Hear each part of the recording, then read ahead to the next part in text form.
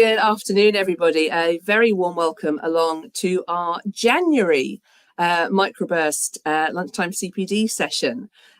Today, we're going to be making some New Year's resolutions, as you may well be at home in your practices, but today we're specifically going to be talking about getting some really good practices in for this year. And to help us with that, I'm absolutely thrilled to bits to be joined today by Kerry Mackin, who is Head of Business Development at Mitigo Group. Kerry, can you just say a little bit about sort of who Mitigo are and what you do?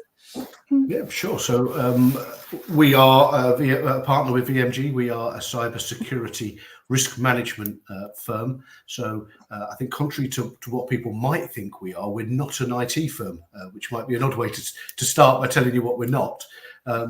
So we're not in the practice of going and selling things like antiviruses or firewalls or things like that. Actually, with a bit before you work out what you need is what is your risk. And so as a risk management firm, we work with businesses to say, right, this is the risk that you've got. This is how cyber criminals might get into your systems. These are the business processes that you have that could be dangerous, if you like. This is how cyber criminals are going to operate once they're in your systems. And then we work with those businesses to put the correct controls in place for them. Okay, fantastic. So, I mean, from that brief intro, I'm sure people can see that it's quite obvious why this is useful, and why we wanted to invite sort of Kerry and Mitigo along to talk to us today. Mitigo, we've been working with Mitigo for a little while now, and we're very aware of the good work they do, and we're also aware that this is something.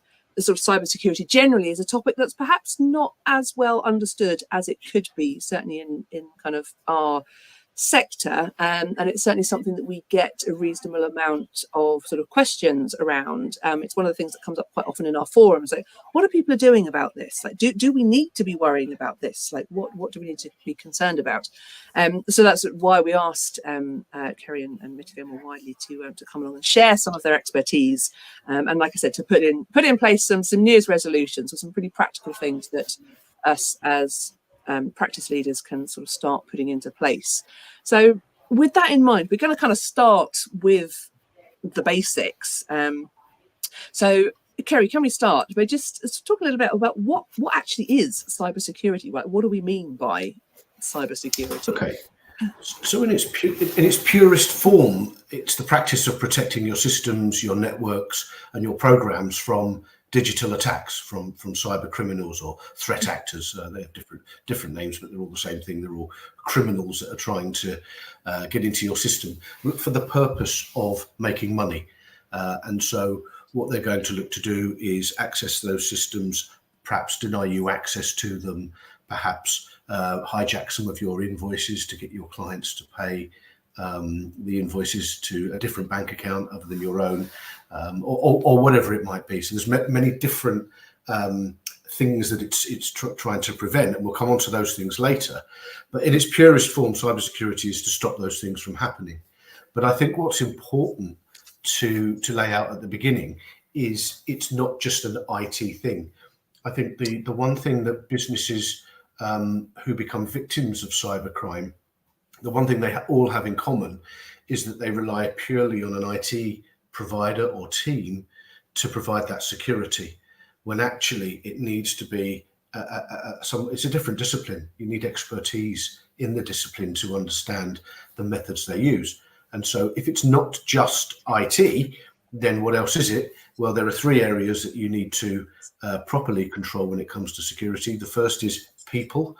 What is it that your people do? If you ask any IT person, what's your biggest danger or risk? They'll say it's the people that use the systems. So the first thing is work out the risk that the people bring, because sometimes they do things that you don't want them to do. Sometimes the IT allows them to do things because we don't understand that what they do is dangerous.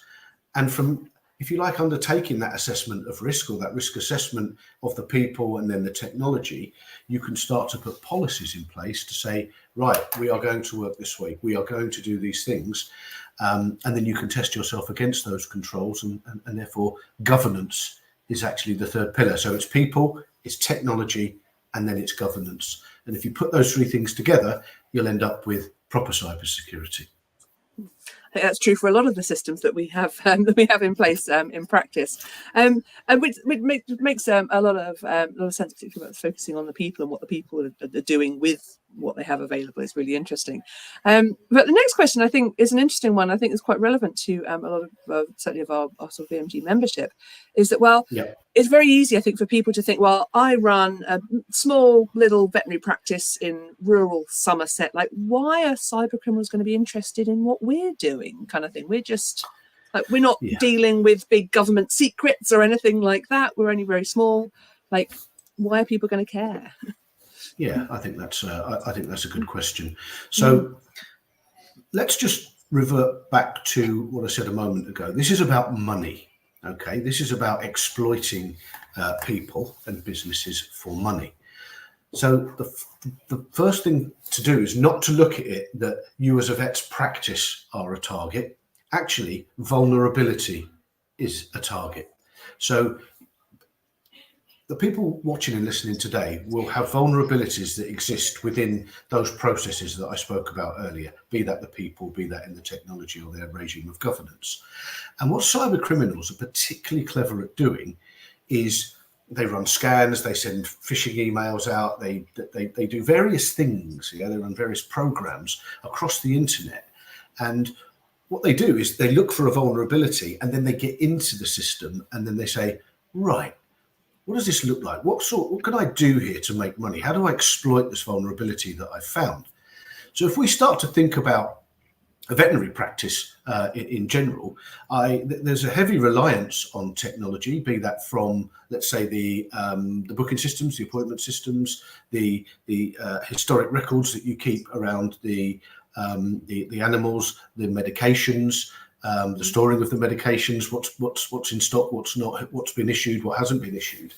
And so in its first guise, if you think about it, if I were a cyber criminal, if I could stop you having access to any of those systems, you've got to consider that would be, that could be quite debilitating for most businesses. An interruption like that just stops them from being able to do what they do. It doesn't stop them being able to examine, let's say, an animal, but it stops them being able to record it or understand who or what is coming in and what that history might look like. So that potentially is one thing that they could do, and that would generally come in what we call the guise of a ransomware attack, which we'll talk about a little bit later. But the other sort of point of exploitation here could also then be around invoicing and the paying of bills. And so, yes, a lot of people might pay their bills whilst they're in the practice themselves and hand over their debit or credit card, but some people will be emailed an invoice, and criminals like to get into different systems and change those invoices and then change the bank details, and so the customer ends up paying the monies to the criminal and they're not the vet. And we see that as a type of crime in general across the universe that we work in. That's far more prolific than things like ransomware attacks, but both need to be considered. Mm-hmm. Yeah, that's really interesting. I'm thinking about, like you say, where the vulnerabilities might lie. Like you say, most certainly in small animal practice, people will pay sort of at the time, but thinking more in terms of things like equine farm clients, it's mostly done online. And bigger bills, right? Essentially, yeah. So I guess just to summarise the answer to that is never look at it that you as an individual business or an industry are a target. It is the vulnerability that is targeted first, and then it is what they recognise that you are worth or what they can get from you that is then what they target to make their money. Yeah, no, that makes sense. And yeah, I mean, bills, if you've got big surgery, it could be thousands of pounds. You can see how that could be a target. That could be attractive for diverting. Okay, so kind of following on from that, then we've talked about sort of the targets. What about the actual attackers? Like, where is this coming from? Who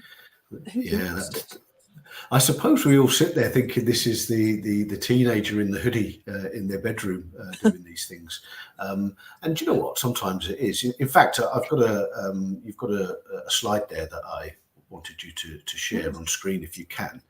And of course, what it does is it immediately puts up people in hoodies. But actually, it's far more sophisticated than that. So in general, the criminal ecosystem within the cyber fraternity, as it were, is split into three different types of baddie, if you like. I'm going to start with the middle group, who are the ransomware groups. So to put things in perspective, about 75%, roughly, because this comes from Russian-speaking countries. So that's where a lot of this cybercrime originates. It comes from other places as well, but most comes from there. And what these gangs have done, they're highly organized gangs, and they develop what we call malware or ransomware. So it is a type of software. We all use software every day, and there's good software and there's bad software. Bad software we call malware, malicious software. And they develop this malware in order that if they can get into your system, they can deploy the malware into your systems, which would potentially encrypt it to say to stop you getting access into it, or suck details out of it so that they could actually threaten to publish your business data, if you like, out onto the dark web, depending on the on the sensitivity of it. It depends on what industry you're in for that. But so that's what they do. These people tend to have office blocks where people turn up, have a car parking space. They will have holiday, sick pay. And this has all been published in the last couple of years, where people are carrying out research into it. So highly organized businesses, really, that concentrate solely on the production of this ransomware and then carrying out these attacks. Now, they don't work alone. Of course, like anybody that might be in sales, it's nice to get sales leads off of people. So on the left-hand side, we have what we call initial access brokers. And what these access brokers are, these are more like your day-to-day hackers, where they will be scanning the internet, looking to see what's going on, jump into your system. So you might let them in because you click on something on an email, or they might just jump straight in through your firewall, through your router, and into your laptop or your desktop, and then into your network. And then what they do is they look at what's going on and they say, oh, right, this is worth X amount of thousands of pounds. And then they might sell that lead for the ransomware group in the middle to deploy their malware, and they'll pay them either a percentage of what it is that they can extort, or they'll just pay them for the lead. On the right hand side, this is actually the affiliates. This is more of a licensing system where the affiliates will deploy the malware on behalf of the gang, because they will pay a license fee for that software, and then carry out the attack themselves, and then together they effectively take a cut of the monies, with the ransomware gang taking about 20% and the affiliate getting about 80% of whatever it is they can extort from the firm. And why do we know those numbers? Is because on the dark web, those licensing agreements are available for all hackers to be able to see what the terms are if they were to use that particular ransomware group's malware. Fascinating, isn't it? I can see your face. Yeah. Yeah. I mean, so things like this, like obviously ordinary people would never have a clue about. So yeah, and a lot of this crime relies on people not having a clue about it, or not thinking that it could ever happen to them, or that that they might be the victim of it. And unfortunately, because most firms are pretty bad at security, because they don't understand it. This has grown arms and legs. It's growing exponentially, and more people are getting involved. And of course, technology is getting more sophisticated. We read all the time about AI. Certainly in the last year, AI has become a news headline quite often. And of course, if AI is going to be good for everyday use, for good purposes, you also have to recognize that AI is going to be used for malicious purposes as we go forward. So as these things manifest into more sophisticated pieces of technology, it's more interesting for people to get into it. More and more people are going to do it. They're going to make more and more people, they're going to make more money out of people. And I think one of the really interesting things to consider here is, when was the last time that you read in the news that a cyber criminal had been sent to prison? You never do. It's certainly not a victimless crime, but the perpetrators of that crime are seldom caught. And generally, if they're caught, all they do is really shut their site down and do it remotely, but they just pop up elsewhere Because remember, these people, are experts in using the internet in order to gain access and malware into different people's systems. So it's very sophisticated, it's highly complex, and it is ever increasing. In fact, the National Cybersecurity Centre, in their annual review of 2023, said the new frontline is now online. If you were to talk about war in that way, because you have state-sponsored cybersecurity and you have non-state-sponsored cybersecurity, and generally what we're dealing with as a firm and helping businesses with is the non-state-sponsored stuff, because these are the people that are doing that. So there you go. That's who's doing it. It's often a little bit more complex than you think. Yeah, no, it's really eye-opening to think, and having personally no idea that it was that well organized kind of thing. It's a whole industry, and they're making billions of dollars, if you like. Most cybercrime, by the way, unless you pay directly to them because they've hijacked one of your invoices, most cybercrime is paid for in Bitcoin. Right. And so it's fairly untraceable stuff as well. Yeah. So, another layer of challenge for those of you trying to deal with it. That's so interesting. Thank you, Kerry. I think perhaps let's move on and think about what this means for us as a veterinary sector and what it means for perhaps individual practices. So you've mentioned some of this already, but kind of what would we be looking at as a veterinary practice? What should we be concerned about? I mean, some of it we've gone through, but let's just sort of pick on the typical methods of infiltration, of how they're going to get in, and then what it is they're going to do. And as I say, we have discussed a bit of this already. So 95% of cybercrime, give or take, is as a result of human behavior. It is a human being doing something that they shouldn't do, which lets criminals into the systems. Now, most businesses, I was going to say in the world, but let's say in the UK, will use something like Microsoft 365 for their for emails and various other things that it's capable of doing. So cyber criminals know that. So one way to infiltrate that system is to send phishing emails. So you get, we've all received a dodgy email from time to time, and perhaps even said to a colleague, "Does this look dodgy to you?" Right. We've all done it. The fact is that some of these are better than others, and so if you click on something, this method of getting into the system is then they're into your 365. They can do things like start having conversations with your clients as you from your email account. So if there is a discussion around a bill or or an invoice that's due to be paid, they can pretend to be you and copy your invoices and send them.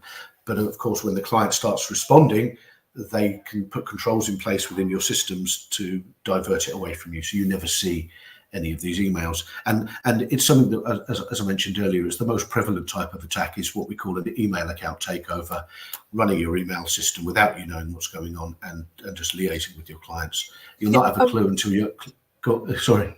Well, no, I was going to say, if that did happen, would the legitimate owner of the email address know, or would they not be able to see any of it happening?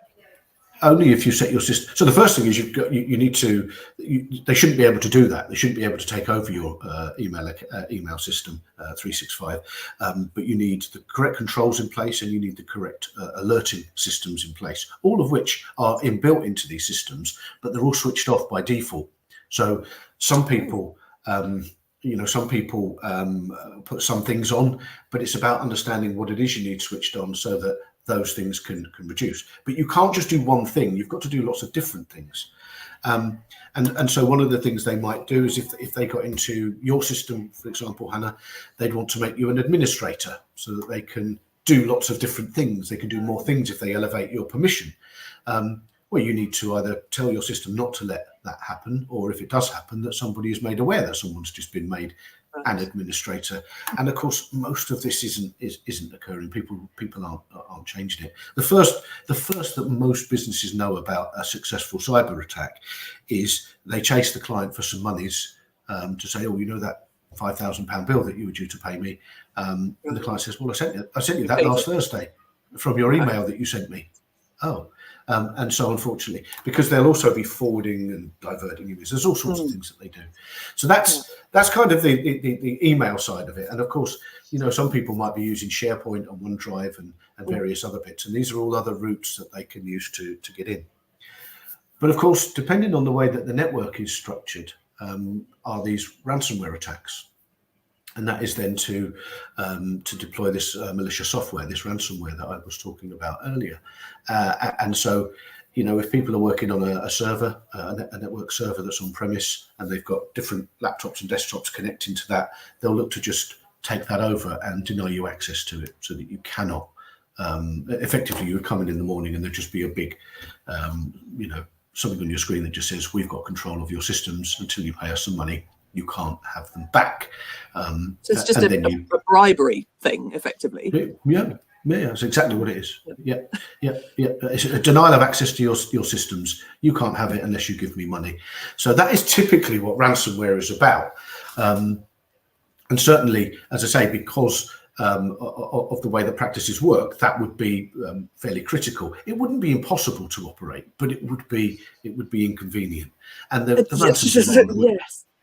Yeah, I'm just thinking like if we have like a mega power cut, which means you lose all your systems or something like that, the impact that has on the operation of the business. Like say, you can carry on with the clinical work to a point. Yeah. But it's all the support systems that go into that, the histories, the invoicing, the diaries, the stock, everything. And what about portals across? I'm guessing some practices will have portals across to insurers. Things like that kind of thing. Multi-site practice, lots of multi-site practices as well. So all of these things would just be brought to their knees. In fact, there was in a slightly different sector, or a very different sector to the vets in December. There was one in the legal sector, and effectively 80 law firms were brought to their knees, and they had no access to their systems for 3 weeks. And that's a reality that the businesses have to face. That's pretty standard. 3 to 4 weeks of denial of access to systems in a ransomware attack would be normal. But what they'll also do, as I say, is they will start to download data from your systems as well. And you might say, well, what use is that to them? Well, if you're holding the personal data of your clients, and it depends then on whether you're taking payments, holding any payment information through PCI systems or whatever. This is information that they would then threaten to publish on the dark web to show that you've not kept control of that data. But of course, there's a different regulatory problem there, because the ICO, the Information Commissioner's Office under GDPR, you've got a duty of care, a legal responsibility to secure that personal information. And so if you haven't taken the necessary steps to secure that, and you cannot demonstrate that to someone like the ICO, the likelihood is you could also be fined as a result of that personal information being infiltrated and removed from your systems. That's some quite scary stuff, isn't there? I'm afraid what we do, it all relates to criminals doing things, and the consequences are pretty dire. Lots of downtime. We see fines. We see loss of income. And I think all too often we see firms that, they do sit there thinking, this will never happen to me. This is something that happens to other people. And the day it happens is a day where they realize the impact of it. And so, sessions like today, whilst it might sound a little bit hair-raising, is the reality of what this is about. And to do nothing is not an option. You must do something. It's just understanding what it is that you need to do in order to try and mitigate and reduce this risk as much as you can. Absolutely. Well, let's pick that up then. If in the last sort of 5 minutes that we have now, we said we're going to set some New Year's resolutions for good cybersecurity in our practices. So, Kerry, what are your recommendations? What do we be doing? Okay, so we'll just do some basic things. Okay, there's so many things that you can do. Let's start with the thing that I think most businesses aren't very good at, and that's password management and the implementation of something called 2FA or MFA, multi-factor authentication, or two-factor authentication. So most people's username is generally either their name or an email address. So it's not very difficult for cyber criminals to work that one out. Okay. And then the next thing is that people duplicate their passwords. So they use them for, you might have 5 systems that you log into in a day, but you use the same password. Well, don't do that, because if I've got your email address and I've got your password, I can get into everything. I've got the keys to the kingdom. The second thing is, try and make sure that your passwords, if are different but are complex, which is difficult for some people, because then it's like, well, I need to write them down. Well, let's not keep them as a file on your computer either, because cyber criminals are pretty smart. They will do a search for password files on your computers, but you can use password management software or things. But in addition to that, it's critical now that we start to use our phones as a second method of authentication. I think most people now are used to putting codes in to log into things. You don't necessarily have to do it every time you log in. In fact, if it's set up correctly, you can tell it at points which you need. And the reason why multi-factor authentication is important is it is something else that the criminal needs in order to get into your system. Just having the password, it's the second thing that they need, or the multi thing they need. It's not infallible. Criminals can get past it, but it's a layer of security that, if you do nothing else, go and get multi-factor authentication switched on any system that you use that is capable of deploying it. So that would be New Year's resolution number 1.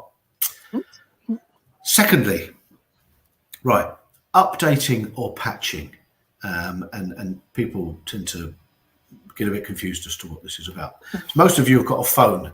This is an iPhone, and every now and then I get a little red dot on settings that tells me I need to update my my iPhone, right? I think we're all used to that. What that's doing is it is maybe updating some of the software on there, but generally software has issues with it. It has security gaps in it, which unfortunately only over time do the software manufacturers recognize what those gaps are, those weaknesses. So they deploy an update or a patch. We call it patching, but it's an update where you download the patch to patch the gap that is there. And that exists within your phones, within your laptops, within your desktops, within your antiviruses, within 365, within everything that you use. It will all be updated from time to time. And a lot of people either don't look for it or you can automate most of these things within your systems. Yeah. But you need to make sure that it is on and that it is doing it. If you take something as simple as your antivirus software, which I imagine all practices here, if they haven't got it, they should have it. Right. But if you don't update that, yeah, with the most modern updates of what it is it should be looking for, because these viruses and malware attacks change all the time, then you're going to lag behind and you're going to be the victim of, because you haven't kept up to date. So second one is patch regularly, update your systems regularly, and if possible, get it doing it automatically. I appreciate that some people might sit there going, but I don't know how to do that. And I guess that's the point. You're going to need some assistance to get it done, okay? Number 3. Okay, I've just talked about antivirus software. So antivirus software should be sitting on your devices, on all of your devices, be that your laptops, your desktops, your servers, whatever it might be. And what that's doing is that is looking for this malicious software and effectively trying to say, no, a bit of Lord of the Rings, but you shall not pass. It's kind of that kind of thing. And so really the antivirus should be centrally managed. So you should have a central admin system that deploys it out to the different devices that you use. And then this should report if there are any problems, and it should tell you that something's going on. And then it's working out what it is you need to do if it is triggered as well, because sometimes we see that it's not triggering, but let's say it does trigger, and then people go, well, it's all well and good that it's triggered, but what do we do now? Now what? And it's understanding, and it is about understanding what to do. And there was a very famous case with a firm called Interserve, a very big firm, but they got fined £4 million by the ICO a year or two ago, and part of their problem was that the malware deployed onto their systems, the antivirus picked it up and said, there's a problem here, and I fixed it. And their policy internally was to actually check it, but they didn't. and actually the antivirus hadn't stopped it, and it went on and it caused all manner of problem, and a load of data was taken, and a £4 million fine. So as I say, it can be pretty hefty. So that's number 3. Number 4, because I appreciate we're running shy on time as well. 365, as most people will be using it, there's a lot of filters that you can put on it and a lot of rules and alerting. You need some experts to help you set that up, in addition to the multi-factor authentication that you should put on it. As I say, it's difficult. I can't go into the intricacies of what people need, because actually different firms need different things. But you can stop a lot of this trouble if you get 365 set up professionally and by experts that know what they're doing. And then number 5, backups. So do you have backups of your data? So if your systems were encrypted by a malware attack, or your computer blew up, let's just, let's go to the nth degree. Have you got somewhere else that you can go where that data would exist, so that you could spin it back up and start running again? The first question is, have you got that? And the second is, have you tested it to make sure that it would withstand a ransomware attack? Because of course, what cyber criminals also look to do is to encrypt the main system and the backup system. Because if they can encrypt both of those systems, you've got nothing left. And so you have to pay them, or you have to start again. And as a result of all of that, I guess it's 5/6, 5A, 5B, if you like. What is your disaster recovery plan? What does your incident response plan look like if this goes wrong? Again, many firms that we work with who are victims of cybercrime don't have a plan B, because they didn't consider that it would ever happen. And it is far better to have a plan that everybody knows what it is that they need to do. And that could even be, how are you going to communicate? Part of it would be, how do you communicate with your customers as to their data, as to whether it's been stolen? What about if the press start phoning up? What are you going to say to them? Because they're likely to do it. What are you going to say to regulators? So having a plan, is vitally important, because you can't stop this. You can reduce the chances of it happening dramatically, really, really dramatically. But if it goes wrong, you must have a plan. So those would be my 5 or 6 New Year's resolutions, amongst other things that everybody else has got to do as well, I'm afraid. But, Absolutely, but cybersecurity related, I think there's some really good practical advice there. So I hope everybody who's watching will take those on board. We are slightly over time, so we did have a couple of questions that come in that I think we've actually, or Kerry's actually answered. So things like telltale signs that the system could be sort of under attack effectively. We have sort of talked about that. A couple of people asking sort of like, where do I start, kind of thing, which we've kind of sort of covered with those top 5. But I think perhaps we should also recommend, well, get in touch with with Kerry and or sort of Mitigo. I'll pop Kerry's email address up on the screen there. What I would say, Hannah, is for VMG members, we do a free initial consultation just to sort of have a chat about what that might look like. So and there's no cost to that, so it doesn't cost you to find out more. Services cost money, but I think sometimes it's better to make an informed decision as opposed to no decision at all.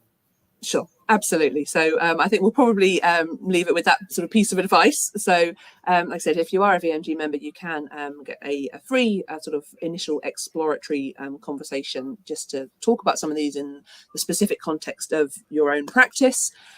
Interesting, one of the things that Kerry said there was about a disaster recovery plan. We have got a previous webinar that we did cover disaster recovery plans, not so much in terms of cybersecurity, more in terms of, sort of physical disaster, natural disaster. So that's on our YouTube channel. If you would like to go and have a look at that, I'll link it once we've finished here, so you can go and chase that down if you'd like. So I think we might have to leave it there, as we are sort of slightly over time, but I'd just like to say huge thanks to Kerry Mackin and to Mitigo Group more widely for coming on, for sharing his expertise and giving us a lot to think about, I think. So thanks ever so much, Kerry, for coming along, joining me. Thanks ever so much, everybody watching, and we will see you next time. All right. Thanks, everybody. Bye-bye.